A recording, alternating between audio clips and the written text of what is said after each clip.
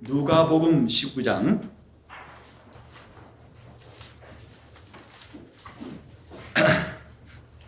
28절부터 우리 44절까지 28절로 44절까지를 교독하시겠습니다.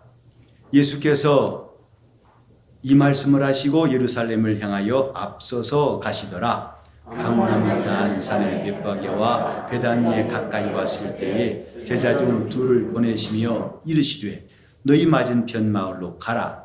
그리로 들어가면 아직 아무 사람도 타보지 않은 나귀 새끼에 매여 있는 것을 보리니 풀어 끌고 오너라.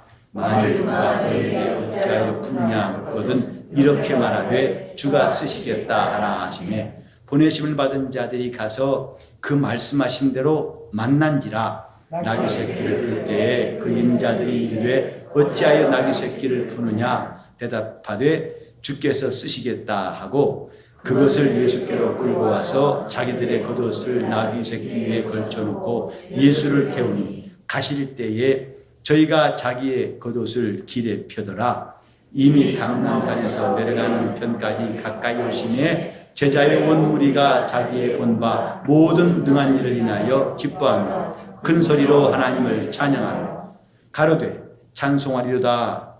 주의 이름으로 오시는 왕이여 하늘에는 평화요 가장 높은 곳에는 영광이로다 하니 무리 중에 어떤 바리새인들이 말하되 선생이여 당신의 제자들을 책망하소서 하거늘 대답하여 가라사대 내가 너희에게 말하노니 만일 이 사람들이 잠잠하면 돌들이 소리 지르리라 하시니라.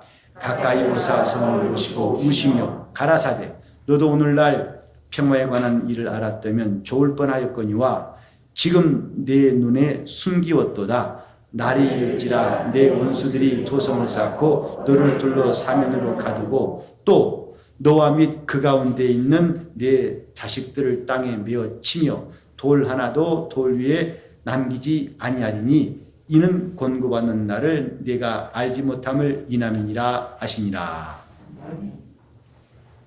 주님께서 오늘도 여러분 심령에 많은 은혜를 주시고 여러분의 소원을 아신 주님이 그 소원대로 역사하시기를 예수 이름으로 축원합니다.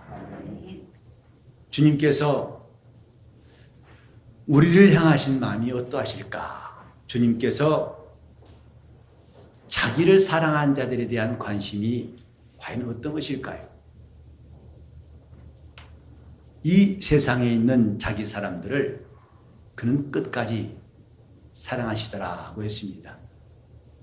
주님께서 우리를 사랑하신 사랑은 일회용이 아니고 한시적인 것이 아니고 그 사랑은 깊이와 넓이와 높이를 측량해야만이 느낄 수 있을 만큼 그렇게 놀라운 것이라고 성경은 말하고 있습니다.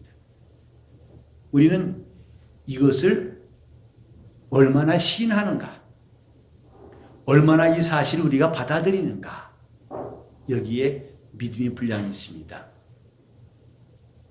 동일한 예수의 복음이 어떤 사람의 생애는 다 바꿔놓고 그들이 주님 앞에서 놀라운 결단과 변화를 하는 사람도 있지만은 어떤 사람은 동일한 복음을 듣고도 잠깐 동안 기뻐하다가 금방 세상으로 돌아가 버린 사람도 있습니다. 둘 다 똑같은 하나님의 사랑 앞에서 그들이 시인하는 분량이 다를 뿐이에요. 누구는 많이 사랑하시고 누구는 적게 사랑하신 것이 아니라 하나님은 모든 사람을 위하여 동일한 사랑, 독생자를 그 누구에게도 차별하지 않고 똑같이 주셔서 사랑하시는데 중요한 게 뭐냐? 그분의 사랑을 누가 많이 인정하고 받아들이고 사모하고 의지하고 또 자랑하고 이것을 체험하는가? 이 분량입니다. 씨 뿌린 자 비유에 주님 말씀하셨죠. 똑같은 씨를 뿌리러 나갔지만 더러는 길가에 떨어지고 돌짝밭에 떨어지고 가시덤불에 떨어지고 더러는 좋은 땅에 떨어졌더라. 길가에 떨어진 씨는 새가 와 먹어버렸고 돌짝밭에 뿌려진 씨는 잠깐 동안 싹이 나면 좀 살 것 같다가 금방 햇빛의 기운에 다 타져버렸더라. 가시덤불에 있는 씨는 도무지 결실지 못하고 항상 음지식물 마냥 꽃도 펴보지 못하고 그대로 있더라. 그러나 좋은 땅은 100배로 결실하였느니라. 똑같은 말씀이 떨어졌지만은 그 말씀을 어떻게 받아들이는가, 그 은혜를 얼마나 귀하게 여기고 받아들이는가에 따라서 결과는 사뭇 다르다는 것을 성경은 말하고 있습니다. 우리는 이런 하나님의 역사에 대해서 곰곰이 생각할 필요가 있습니다. 같은 시대에 같은 교회에서 같이 신앙생활해도 하나님의 은혜를 체험하는 분량은 똑같지가 않죠. 하나님이 주신 은혜를 경험한 사람의 분량은 천차만별입니다. 근데 하나님 그것을 편애하신 것이 아니고 똑같은 사랑을 베푸셨건만 그것을 받아들이는 사람, 또 깊이 받아들이고 많이 받아들이고 항상 받아들이는 사람과 그렇지 않은 사람의 차이가 있다 이 말이죠. 우리는 이런 하나님의 사랑을 전심으로 또 계속해서 이어나갈 수 있는 것이 필요합니다. 여러분이 잘 아시는 말씀에 데살로니가전서 5장 16절로 18절, 항상 기뻐하라, 쉬지 말고 기도하라, 범사에 감사하라. 세 가지 같습니다만 한 가지예요. 항상 쉬지 말고 범사에. 그것은 계속되게 하라는 것입니다. 뭐가? 우리 신앙의 행위가 계속되게 하라. 지난주까지 잘했다면 이번 주에도, 어제까지 잘했다면 오늘도, 바로 전까지 잘했다면 지금도, 그리고 내일도. 다시 한번 항상 쉬지 말고 범사에. 시작. 항상 쉬지 말고 범사에. 그것이 자기 영혼이 좋은 땅이 되는 방법이에요. 항상 쉬지 말고 범사에. 우리는 지금 이런 하나님 앞에 와 있다는 사실을 기억해야 할 것입니다. 하나님 우리에 대해서 냉정하시고 관심도 없으시고 또 인색하시고 그 다음에 등을 돌리신 그런 분 앞에 와 있는 것이 아니라 이렇게 사모하는 자에게, 또 찾는 자에게, 두드리는 자에게, 구하는 자에게 그분이 베푸시려고 준비하신다는 것을 알고 그분을 만나야 됩니다. 이런 분이라는 것을. 하지만 종종 우리는 그렇지 않다고 느낄 때 사실은 자기 마음이 닫혀 있는 겁니다. 자기 생각이 굳어 있는 것이고 자기의 의지가 주님을 향해서 가까이 하지 않고 멀리 하기 때문에 그런 것이지, 하나님의 자비하심과 인자하심은 영원하다고 성경은 말하고 있어요. 그 영원하신 하나님의 은혜와 그분의 역사하심에 대해서 우리는 항상 쉬지 말고 범사에. 항상 쉬지 말고 범사에. 그래서 우리가 예수 믿은 다음부터 마음에 다짐할 것은 정말 이런 영적 생활에 마디가 없도록, 신앙생활이 악셀 밟았다가 브레이크 밟았다가 악셀을 여러분 만약에 어떤 차를 탔는데 그 잘 모르는 사람이 악셀 부럽게 잡고 또 악셀 부럽게, 아마 그 차 탔다가는 다 토하고 정신없을 거예요. 야, 괜히 탔다. 빨리 내리자. 영적 생활은 이렇게 꾸준하게 지속적으로 계속해서 이럴 필요가 있어요. 우리는 하나님 앞에 나올 때마다 그런 자세, 항상 쉬지 말고 또 범사에. 우리가 그렇게 하지 못했던 것들을 돌이키고 다시 시작하는 겁니다. 다 같이 시작. 항상 쉬지 말고 범사에. 다시 한번 항상 쉬지 말고 다시 한번. 항상 쉬지 말고 범사에. 그렇죠. 이런 것들을 자꾸 방해하고 우리가 속도를 줄이게 만들고 멈추게 만드는 회방들이 있다 이 말이에요. 우리는 그것들을 물리치는 것이 참 중요합니다. 나는 쉬지 말고 나는 범사에 마디가 없는 신앙생활을 또 계절을 타지 않는 영적 생활을 하는 것이 참 중요합니다. 오늘 이 본문에는 여러분이 잘 아시는 주님을 태우고 가신 나귀 이야기가 나와 있어요. 주님께서 겟세마네 동산뿐만 아니라 이제 예루살렘에 들어가시는 그 길목, 누구든지 예루살렘 들어가려면 이 길목을 가야 되는데 감람산, 그 겟세마네에 있는 감람산 그 벳박이라는 동네에서 마주보는 산에 있는 도시가 예루살렘이에요. 지금도 성지에 가면은 예루살렘 전경을 볼 수 있는 그곳, 그게 감람산에서 사진 찍은 겁니다.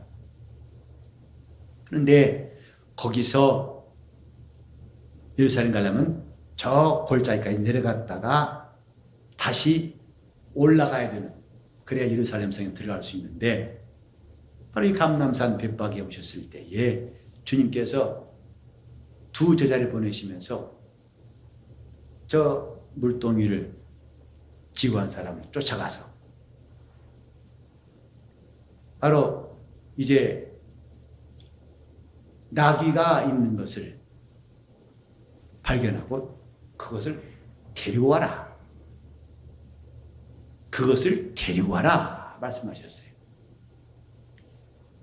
제자들이 주님 말씀을 순종해서 가보니까 과연 그 나무에 아직 사람이 한 번도 타보지 않은 나귀가 매어 있었고 주님 말씀하신 대로 그걸 풀어서 끌고 오려고 하니까 나귀 주인이 물었습니다. 왜 푸느냐? 뭐에 쓰려고 하느냐? 그때 두 제자는 복잡하게 설명하지 않고 주님이 말씀하신 대로 주가 쓰시겠다고 한다. 왜? 주님이 그렇게 말하면 보낼 것이다 라고 하셨기 때문에. 주님 말씀에 주가 쓰시겠다고 하라. 그러면 보낼 것이다. 우리 영적 생활에 이런 법칙이 있다는 걸 알아야 됩니다. 가장 좋은 답이 주님 말씀 안에 있다 이 말이죠. 지금 자기 나귀도 아닌데 낯선 사람이 와가지고 끌어가려고 할 때 어떤 주인이 그것을 이해하겠습니까? 이것은 내 것인데 당신들은 누구요? 왜 그걸 풀려고 합니까?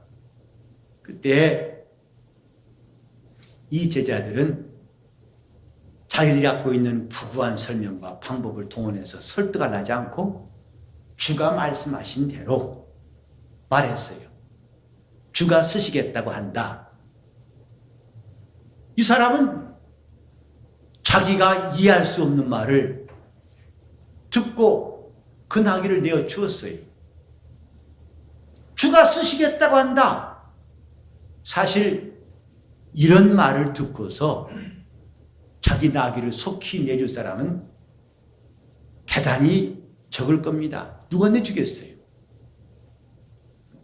정말 이론도 설득도 안 되는 상황 아니겠습니까? 사람들은 이런 일 당할 때, 그래, 우리는 누군데요? 지금 어디에 이렇게 한 것인데요? 뭐 하는 것인데요? 그러니까 조금, 어떻게 해주시면, 좀 나중에 또 쓰고 다 돌려줄 테니까 아마 복잡했을 것입니다. 그러나 그들은 주님의 말씀에 주가 쓰시겠다 하라. 그리하면 너에게 줄 것이다 했어요. 그렇게 말하면 네가 그 나귀를 끌고 올 수 있을 것이다. 복잡한 말을 할 필요가 없다. 주님 말씀은 자체가 응답입니다. 약속이면서 또한 응답이에요. 그래서 우리에게 하나님이 이미 응답을 예비하시고 그 말씀을 명하신 겁니다. 주가 쓰시겠다 말해라. 그리하면 너에게 그 나귀를 보낼 것이다. 너희는 그걸 끌어올 수 있을 것이다. 돈을 준 것도 아니고 그들을 잘 설명해서 이해가 될 수 있도록 한 것도 아니고 다만 이들은 주가 명하신 대로 했을 뿐이에요. 하나님 앞에서 우리 모두가 가져야 할 열쇠가 바로 여기 있습니다. 주가 말씀하신 대로, 그가 명하신 대로 하는 것만큼 좋은 답이 없다는 것을 날이 갈수록 점점 더 우리가 예수 앞에 갈 때 가까울수록 이걸 실감하는 사람이 되어야 합니다. 주님 말씀이 답이다 이 말이에요. 그 말씀은 응답이다 이 말이에요. 그래서 다른 걸 사용하지 않고 오직 주가 명하신 말씀만을 사용하는 것, 이것이 가장 좋은 길입니다. 자, 따라합시다. 주가 쓰시겠다 하라. 주가 쓰시겠다 하라. 그리하면 너에게로 보내리라. 그러면 내게로 보내리라. 주가 쓰시겠다 하라. 지금 주님이 말씀하신 대로 그것을 가져올 수 있는 방법들, 오늘 밤에 기도한 여러분들이 이 말씀과 함께 기도했으면 좋겠습니다. 기도하면서도 내 스스로가 이렇게 되고 누구 만나야 되고 어떻게 되고 그걸 계획하면서 기도한다는 것은 마치 나귀를 데리러 갔다가 그 주인이 왜 그러냐고 묻는 바람에 당황해서 자기 나름대로 방법을 찾는 것과 똑같다 이 말이죠. 주님께서 말씀하신 대로 그러면 보낼 것이다. 우리는 하나님의 약속만큼 신뢰할 만한 것이 또 있겠는가 생각해 봅시다.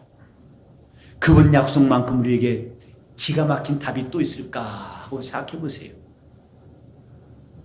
우리가 할 수 있는 방법보다도 더 좋은 방법이 주님께 있다고 믿으십니까? 그렇다면 그분의 방법을 유심히 또 주의 깊게 볼 거예요. 나도 주님이 말씀하신 대로 빈들에서 주님이 오병이어이적을 행하실 때에 지금 그들에게는 떡 5개와 고기 2마리밖에 없어요. 그래서 사람들은 연구합니다. 아니 지금 사람들 다 풀어가지고 동네에 가서 먹을 걸 사오라 해도 동네에 과연 그 음식이 있을지 모르겠습니다. 이 5천 명 되는 많은 사람들을 과연 먹일 수 있겠습니까? 고민하고 있었습니다. 그때 주님 말씀하시기를 내게로 가져오라 했어요. 갈 것 없다. 동네에 가서 이것저것 찾고 살려고 하고 뒤지고 만들고 모아오고 할 필요가 없다. 그걸 내게로 가져오라. 그래서 주님 손에 올려놓았더니 주님께서 축복하시고 기도하신 다음에 떼어주심에 거기서 오병이어이적이 일어났고 그들이 배불리 먹을 뿐만 아니라 12바구니 차게 거두었습니다.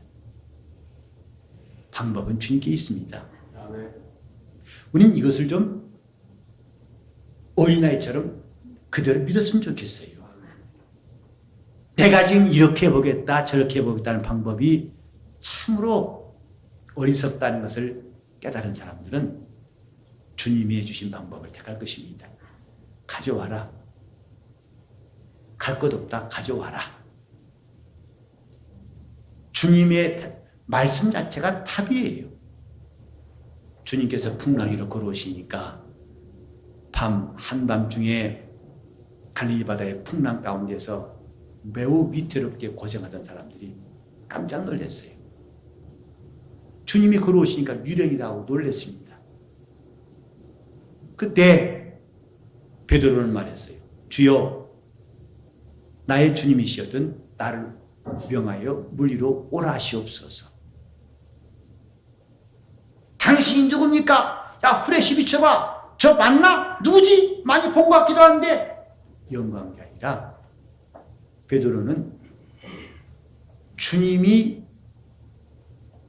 과연 주님이시라면 내게 말씀하실 수 있다. 어떻게? 물 위로 오라고 하실 수 있다. 주님을 가장 확실하게 확인하시는 방법, 그분의 말씀이에요. 주님의 뜻을 가장 확실하게 확인하시는 방법, 그분의 말씀입니다.